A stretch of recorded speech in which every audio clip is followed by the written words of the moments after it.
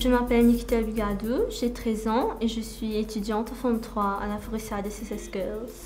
J'adore écrire, la lecture bien sûr, la musique, je joue aussi au piano et la danse classique indienne. J'adore tout ce qui concerne l'art.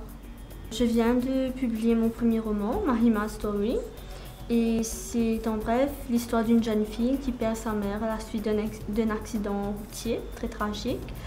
Et elle est bouleversée vraiment par cet accident car elle était très proche de sa mère. Mais par la suite, elle découvre le journal intime de celle-ci et elle découvre un secret que sa mère lui a caché pendant toute sa vie. Comme pour mes autres écrits, l'inspiration pour cette histoire m'est venue d'un peu de tout et de rien. Pour moi, je trouve que ce sont vraiment les petites choses qu'on a tendance à ignorer ou que les gens n'observent pas vraiment. Ce sont ces petites choses qui produisent vraiment le déclic pour moi.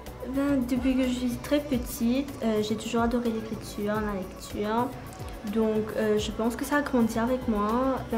Pour qualifier mon style d'écriture, je ne suis pas vraiment sûre.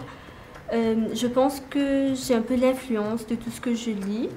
Alors que ce soit Jane Austen ou des auteurs contemporains, Jack London, je pense que chaque auteur m'a touchée, m'a influencée.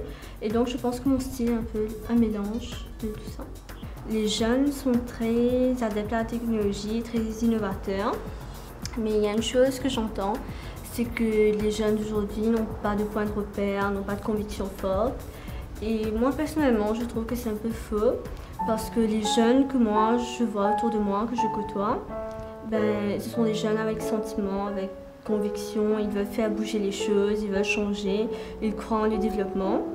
Et peut-être que leurs convictions, leurs idéologies, leurs valeurs ne sont pas les mêmes que les générations précédentes, mais toutefois elles sont là. J'aimerais bien devenir écrivain à plein temps.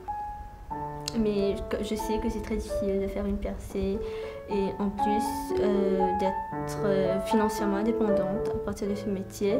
Je sais que c'est très difficile, ça va demander beaucoup d'efforts, de discipline, mais j'y crois toujours.